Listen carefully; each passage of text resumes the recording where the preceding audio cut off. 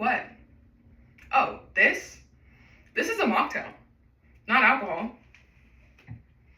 Many people assume that if a drink comes in a fancy glass like this, it must contain alcohol. Nobody asks what's in the glass, we just assume. This assumption is a perfect example of how deeply alcohol is woven into our social lives. The same assumption often shows up the morning after drinking. We accept the anxiety, bloating, and regret as just part of the experience. We expect to feel off or sick. We expect the racing heart, puffiness when we look in the mirror, and the embarrassment that comes from replaying conversations we wish we hadn't had. These experiences, often referred to as anxiety, along with physical discomfort and social regret, are extremely common. But what many people don't realize is how absolutely preventable they are. Alcohol is socially accepted and often encouraged in daily life. It is present at nearly every social outing or gathering. However, research consistently shows that pausing or reducing your alcohol consumption can lead to measurable improvements in your mental health, your physical appearance, and your overall quality of life. According to Jane Dieppe, an advanced practice nurse with the Cooper Care Alliance, even small reductions in alcohol consumption can have a positive impact on your overall well-being. Personally, I am very familiar with the social expectations surrounding drinking. I worked as a bartender for 5 years in a city where alcohol was ingrained into nearly every social interaction. Drinking in excess was expected, and choosing not to do so was met with eye rolls and protests from my peers. But after intentionally reducing my own alcohol consumption, I noticed that my mornings felt calmer, my skin cleared up, and I felt way more confident both mentally and physically. Giving up a few drinks per week was a worthy sacrifice. Today, I'd like to show you how limiting your alcohol intake can reduce negative emotions, improve your physical appearance, and still allow enjoyable social experiences without completely giving up drinking as a whole. First, let's talk about how alcohol affects your mental well-being. Many people associate hangovers with the physical symptoms, nausea, headache, but research shows that they have strong emotional effects as well. A blog post published by the Brentwood Behavioral Healthcare Association says that regular alcohol use can alter the brain's chemistry, intensifying symptoms like shame, depression, anxiety.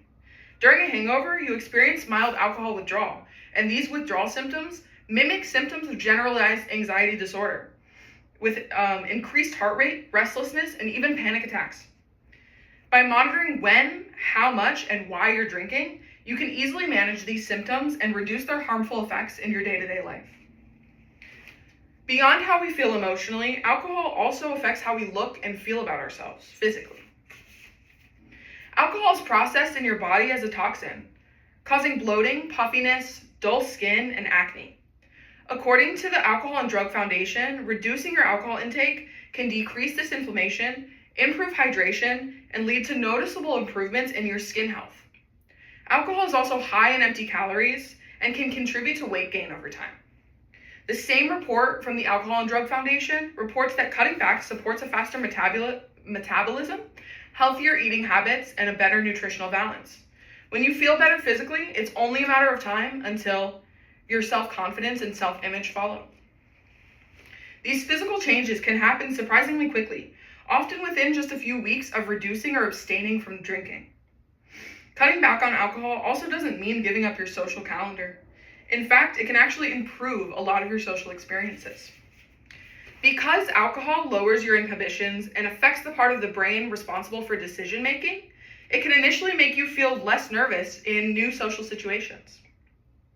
The same effect, though, can lead you to saying or doing things that you wouldn't normally do, like telling your boss personal details about yourself or hitting on your best friend's fiance.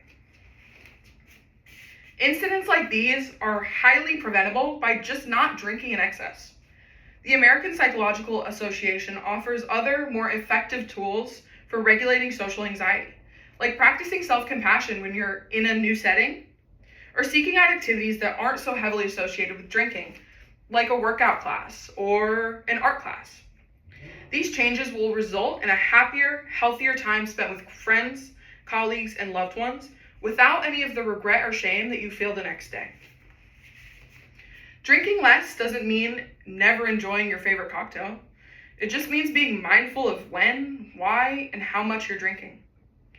Today, I've shown you how limiting your alcohol intake can reduce anxiety, improve your physical appearance and self-confidence, and support more meaningful and enjoyable social interaction.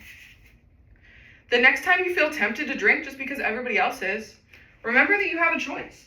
You can still hold the glass. You can still be a part of the moment without accepting the consequences of drinking too much. Whether that choice looks like mindful drinking or choosing a non-alcoholic cocktail instead, it's a simple shift that you can implement today.